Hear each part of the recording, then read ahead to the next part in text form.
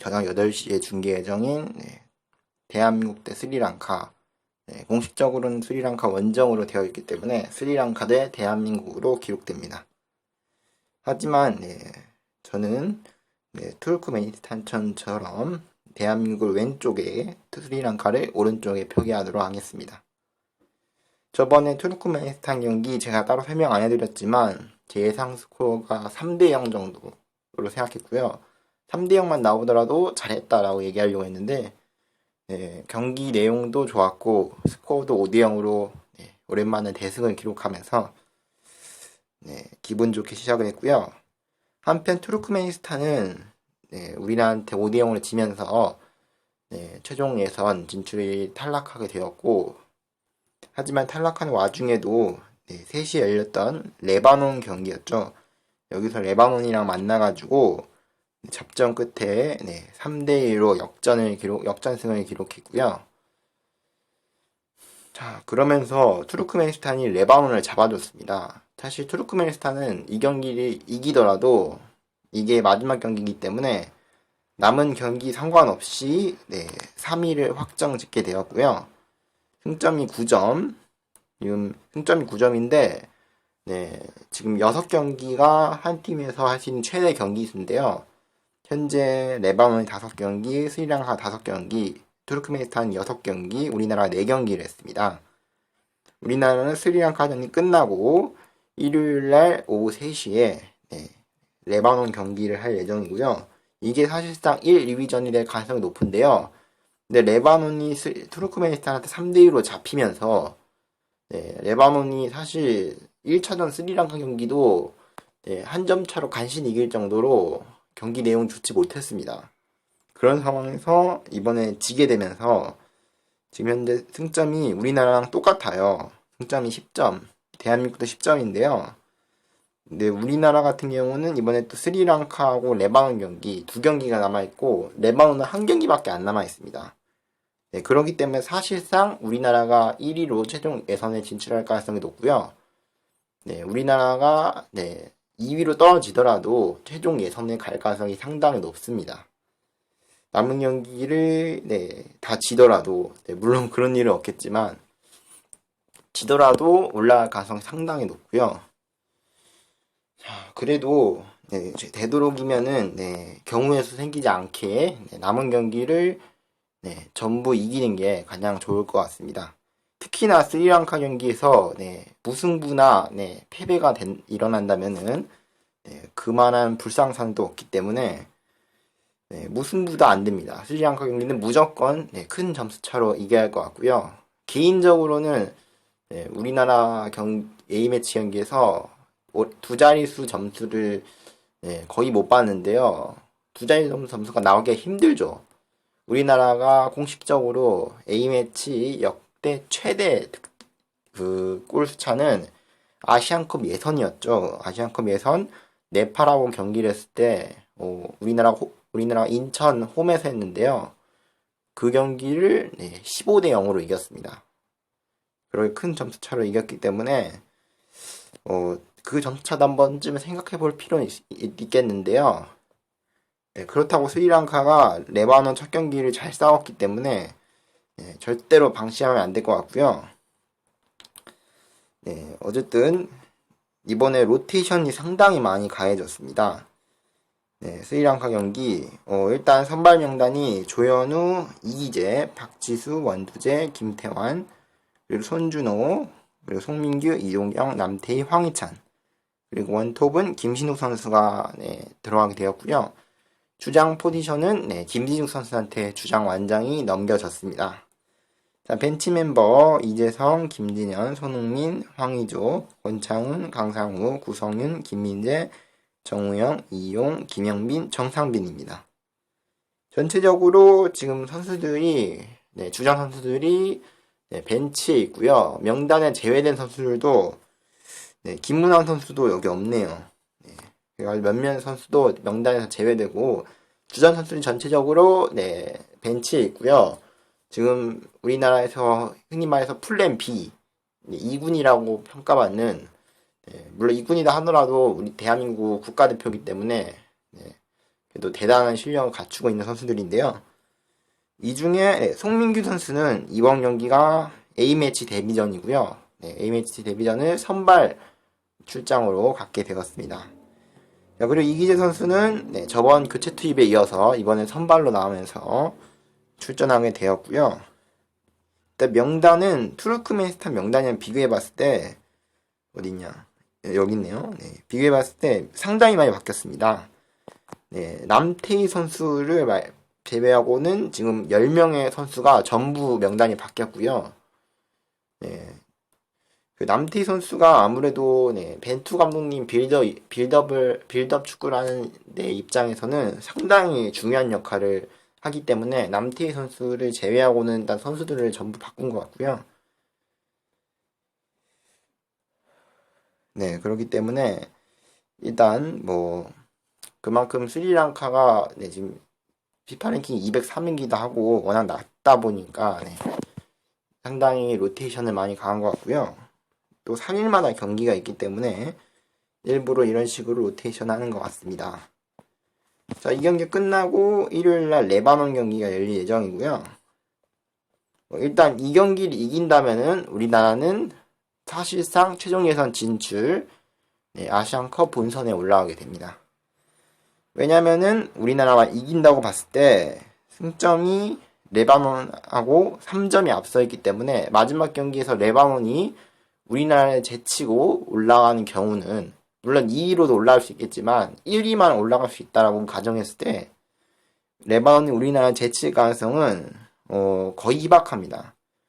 우리나라가 설령 스리랑카 경기 이기고 마지막 레바논 경기에서 진다 하더라도 물론 그러면은 큰일 나겠지만 진다 하더라도 득실차가 있기 때문에 거의 10점 이상 차이가 나기 때문에 레바논이 거의 10대 0 정도로 이겨야 하거든요. 10대 0도 적습니다. 그 이상으로 이겨야 하기 때문에 그 정도까지 점수 차이가 나진 않아요. 그만큼 그 정도까지 실력 차이가 나지 않기 때문에 저 같은 경우는 그럴 가능성이 희박하기 때문에 이 경기만 잘 잡아주면은 남은 경기도 손쉽게 잡아줄 수 있을 것 같습니다. 그렇지만 다시 말하지만 방심은 하면 안 됩니다. 스리랑카도 나름대로 탈락하긴 했지만 저번 경기 골을 넣기도 했고 나름대로 강한 마음으로 이제 굳은 의지를 가지고 나왔기 때문에 방심하면 안 될 것 같습니다. 자, 그러면은 입으로 100번 설명하면 입이 아프죠. 한번 보는 게 낫습니다. 그럼 바로 리뷰하는 걸로 넘어가도록 하겠습니다. 일단 제가 시간이 없어가지고 아침에 일찍 급하게 찍게 되었는데요. 일단 그 점 양해 말씀 부탁드리고요. 자, 일단 경기 내용을 보도록 하겠습니다. 선제골이 전반 15분에 터졌죠. 김신욱 선수 골이었는데요. 손준호 선수가 준 패스를 남태희 선수가 헤딩을 잘 돌려놓고 김신욱 선수가 그 볼을 잘 마무리하면서 선제골을 넣었고요. 또 김신욱 선수가 선제골을 넣으면서 얼마 전이었죠. 이미 영상으로도 한번 올라왔을 텐데요.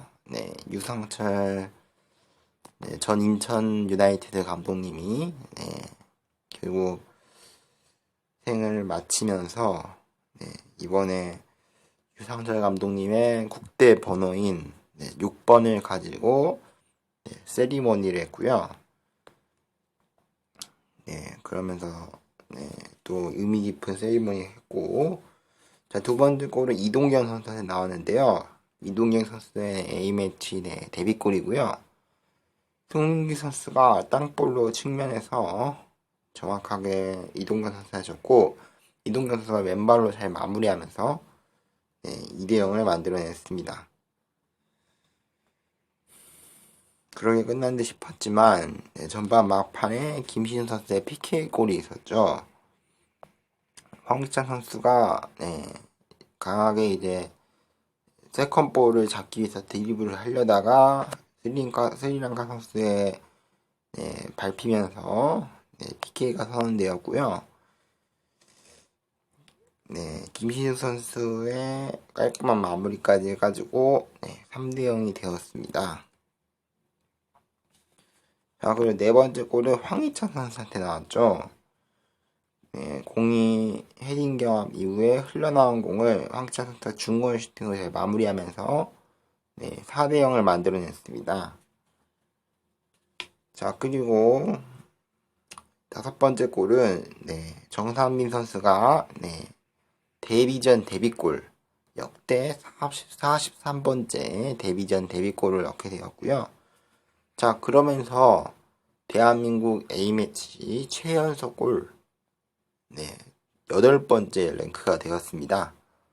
참고로 1위는 고종수 선수고요. 자, 그리고 2위는 현재 국가대표로도 잘 활약하고 있는 손흥민 선수입니다. 그리고 정상민 선수는 통산 8번째입니다. 자, 이동경 선수 슈팅을 약간 솔직히 말하면은 슈팅 방향이 골문으로 들어가는 슈팅은 아니었습니다. 우연치 않게 맞은 슈팅이 정상민 선수한테 패스가 되었고요. 정상민 선수가 그걸 원터치로 잘 마무리하면서 잘 돌려넣으면서 A매치 데뷔전 데뷔골을 넣게 되었습니다. 자, 일단 슈팅 숫자 14대 1로 투르크메니스탄 경기에 이어서 대한민국이 압도한 경기력이었고요. 유효 슈팅도 6대 0. 유효 슈팅도 역시나 2경기 연속으로 없었습니다. 코너킥 숫자는 7대 1. 그리고 바울스는 7대 7. 옵사이드는 대한민국이 3개가 있었습니다. 일단 경기 내용을 보면은 상당히 일방적이었습니다. 그리고 전반전 스리랑카가 상당히 매섭게 공격을 했는데요. 보통 강팀을 상대로 하면은 투르크메니스탄처럼 전반부터 내려앉아가지고 템백을 쓰거나 그런 전술들을 써가지고 버스 세우기를 하는데요. 스리랑카는 전반전 나름대로 뭔가 만들어내려고 열심히 공격하는 모습이 보였습니다. 자, 문제는 스리랑카가 딱 거기까지였어요. 의지만 높았지 사실 경기 내용은 스리랑카가 좋지 못했습니다. 그냥 좋지 못하면은 피파 랭킹 203위인데 어쩔 수 없지 이해된다 이런 느낌으로 표현할 수 있는데요. 경기 내용은 매너에서도 졌습니다. 스리랑카가. 노골적인 시간 끌기를 했고요. 물론 의도치 않았을 거예요. 스리랑카 선수들이 워낙 힘들어가지고 시간을 끄는 장면도 많이 보이고 툭 하면은 넘어져가지고 조금만 부딪히고 나서 힘들다 하면서 저기 그라운드에 누워버리고 의도치 않았지만 침대 축구가 되게 되었고요. 이게 우리나라가 큰 점수차로 전력차도 크기 때문에 이기고 있어서 다행이지, 만약에 우리나라가 만약 쫓기고 있었다면은 엄청나게 논란이 됐을 겁니다. 스리랑카의 침대 축구가. 침대 축구라고 해봤자 어차피 스리랑카가 약팀이기 때문에 그런 거지, 강팀이었으면은 상당히 논란이 됐을 부분이고요. 제야 스리랑카 선수가 경합 이후에 부딪혀가지고 아파가지고 쓰러지는 건 어쩔 수 없는데, 문제는 스로링 상황에서 공 던지기죠. 스로링 상황에서 이제 의도적으로 시간을 끄는 경우가 있더라고요. 스로링을 해야 되는데 이거 대놓고 시간을 끈다는 느낌으로 하는 경우가 있더라고요. 힘들다기보다는 시간을 대놓고 끈다. 지고 있는데도, 골을 2골 먹혔는데도 시간을 끌고 있더라고요. 이게 뭔 이상한 경우, 도저히 이해가 안 됐거든요. 그 경우랑 두 번째 이상한 경우는 태클이 상당히 거칠었습니다. 사실 오늘 경기 스리랑카 선수 한 명의 선수가 퇴장당했는데요. 그 퇴장도 옐로카드 하나 받은 상태에서 대놓고 손을 들더라고요. 이건 마라도나의 신의 손도 아니고 그 신의 손은 골이라도 넣었지, 이 핸드볼은 대놓고 완전히 패스를 막기 위해서 핸드볼을 한 거예요.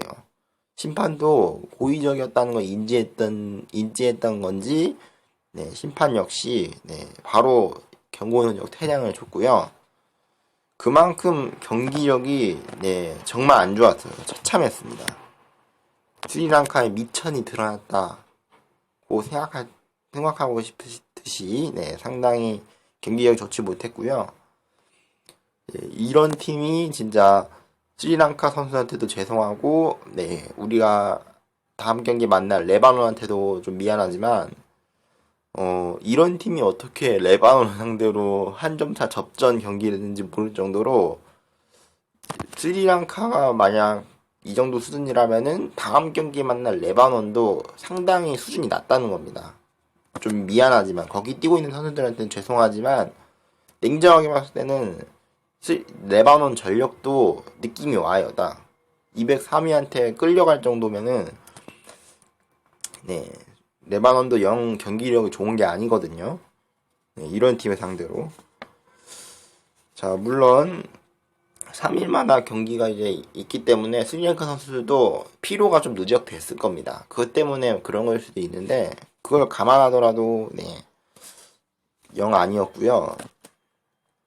거친 태클로 우리 선수들이 발목을 부여잡고, 뭐 갑자기 중국이 생각나는데, 뭐 중국보다 더 심했습니다. 중국도 뭐, 네, 이 정도까지는 안 왔는데, 네, 워낙 실력이 낮다 보니까, 네, 어쩔 수 없이 상당히 거친 것 같고요.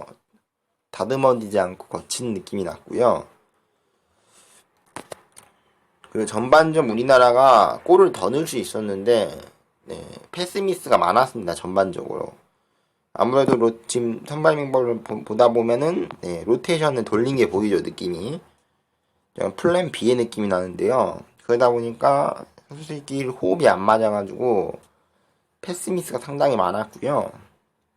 전환 패스가 우리나라 선수들의 장점이 뒤에서 뿌려지는 전환 패스인데, 전환 패스라는 게 왼쪽에서 오른쪽으로 완전히 이렇게 방향을 바꿔가지고 공간을 열게 해가지고 크로스를 올려가지고 하는 전술이 많은데, 우리나라 빌드업 전술이, 네, 전환 패스가 좋아야지 효과를 가장 크게 보거든요.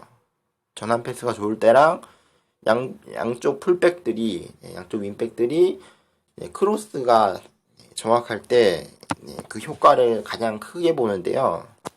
오늘 경기 자체는, 네, 전환 패스가 너무 길었어요. 전체적으로 제대로 들어간 전환 패스가 후반전에 몇 개 나왔지 전반전에는 하나도 없었어요. 그러다 보니까, 네, 제대로 찬스를 살리지 못했고요. 전환 패스만 제대로 하나 들어갔으면은 스리랑카 수비진이 와르르 창창 완전히 무너지거든요. 골키퍼도 상당히 불안했어요. 네, 물론 결정적인 선방을 약간 하긴 했는데, 네, 진짜 골키퍼가 시간을 엄청 끌었거든요. 몇 번 맞고 나서, 네, 부상 나가고 한 6번 정도 넘어졌나? 한 6번 정도 시간 끈 것 같은데, 솔직히 골키퍼는, 네, 뭐라고 할 수 없더라고요. 네, 제일 열심히 하는 게 골키퍼 같은데. 네, 뭐 어쨌든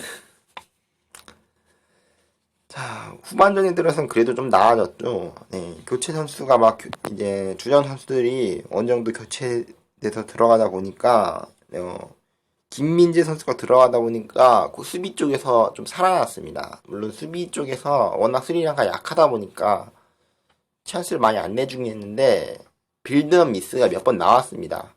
약팀인데도 불구하고 수비 쪽에서 패스 미스로, 네, 오히려 역습을 내줄 것 같은 장면도 있었고요. 스리랑카 약팀이어서 다행이지, 강팀을 상대로 그렇게 또 빌드업 미스를 한다면은 치명적이거든요. 실수 하나로 바로 골이 이어지기 때문에, 네, 그런 점은, 네, 플랜 A만 계속 가동할 수 없기 때문에, 네, 모종의 사유로, 네, 플랜 A 선수들이 부상으로 못 나올 수도 있고 그럴 수도 있기 때문에 플랜 B도 생각해 놔야 돼요. 그런 입장이기 때문에 플랜 B가 이런 식이면은, 네, 상당히 힘들 겁니다. 강팀을 상대로는. 상당히 약팀이어서 그런 거예요, 일단. 네. 자, 그렇지만 우리 선수들도 상당히 열심히 뛰어줬고요. 후반전에 들어서 집중력이 좀 좋아졌어요. 주전 선수들이 들어오고 분위기도 살고 템포도 살아났고요. 전반전은 스코어도 스코어지만 템포가 안 살아났어요. 전반전 내내 뭔가 집중력이 떨어져 있는 느낌이 보였고 전체적으로 템포가 많이 다운됐습니다. 그런 점이 많이 보였고요.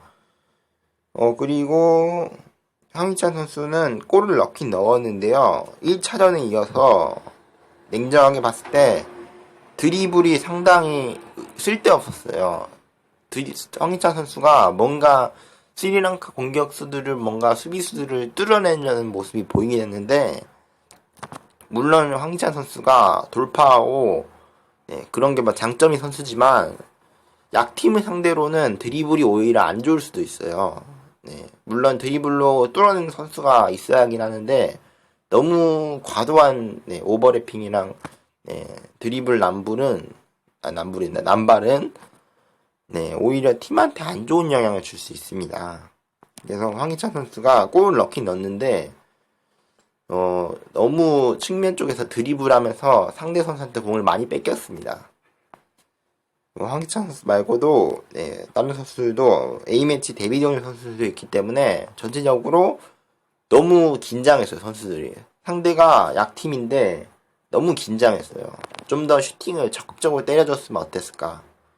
슈팅 숫자도 우리나라가 저번 경기에 이어서 슈팅 숫자가 적어요. 저번 경기보다 슈팅 숫자가 14개밖에 안 돼요. 스리랑카 상대로 슈팅이 좀 더 나와도 되는데 20개는 넘어야 하거든요.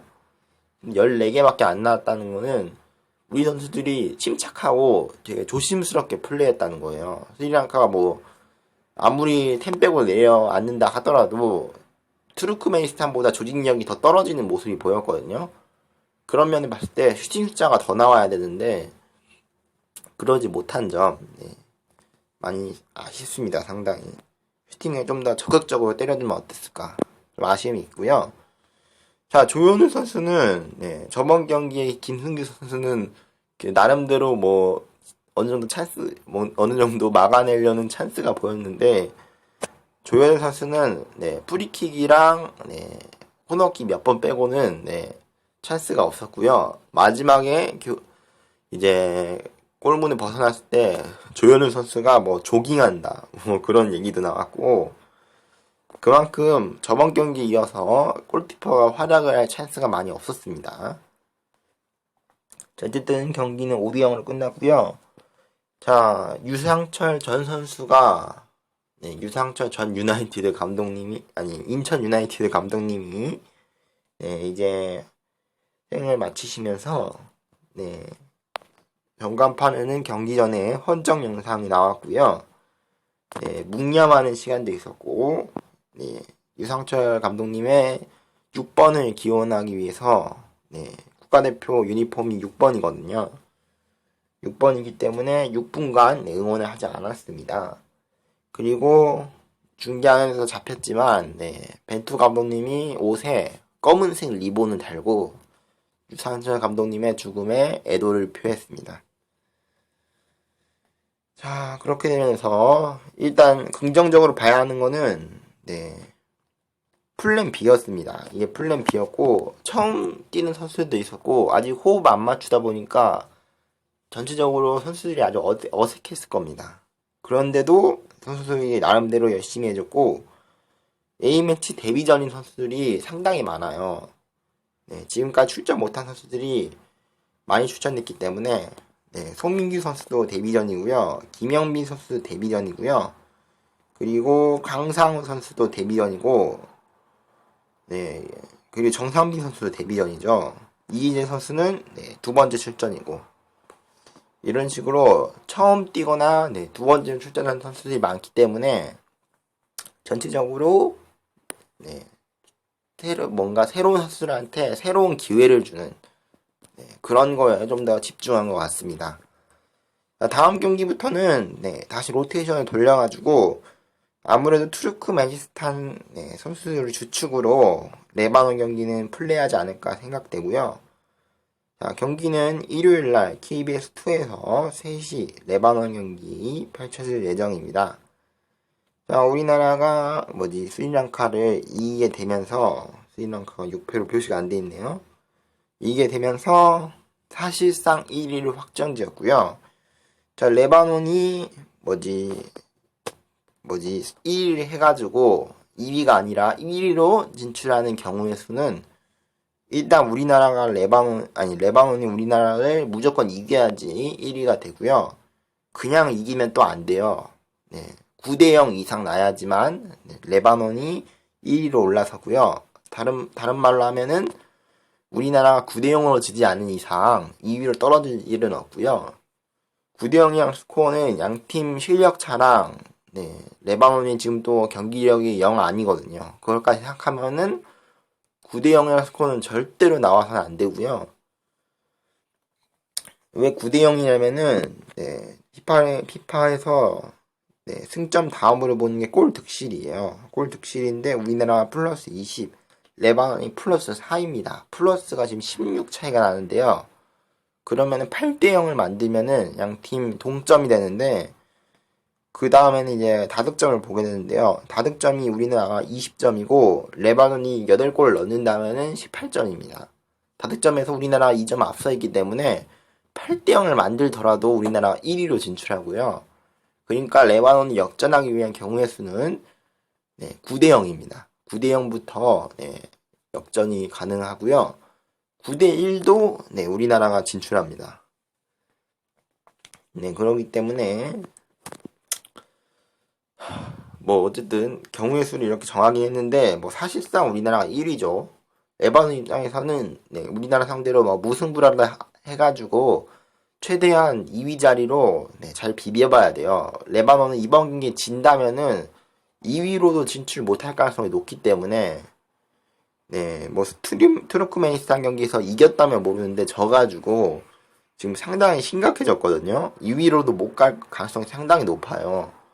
그렇기 때문에 대한민국 경기에서 내려앉아가지고 조심스럽게 플레이할 것 같고요. 역습 한 번을 노리는 전술로 제 생각에는 그럴 것 같습니다. 공격적이기보다는 좀 더 신중하게 플레이할 것 같습니다. 자, 그러면은 재밌게 보셨다면 구독과 좋아요는 필수입니다. 자, 그러면은 바로는 아니지. 아, 맞다. 토요일에 또 올림픽 평가전이기 때문에 가나랑 경기가 있죠. 이제 토요일이랑 화요일 경기가 있는데 그 경기도 재밌게 시청해 주시기 바랍니다.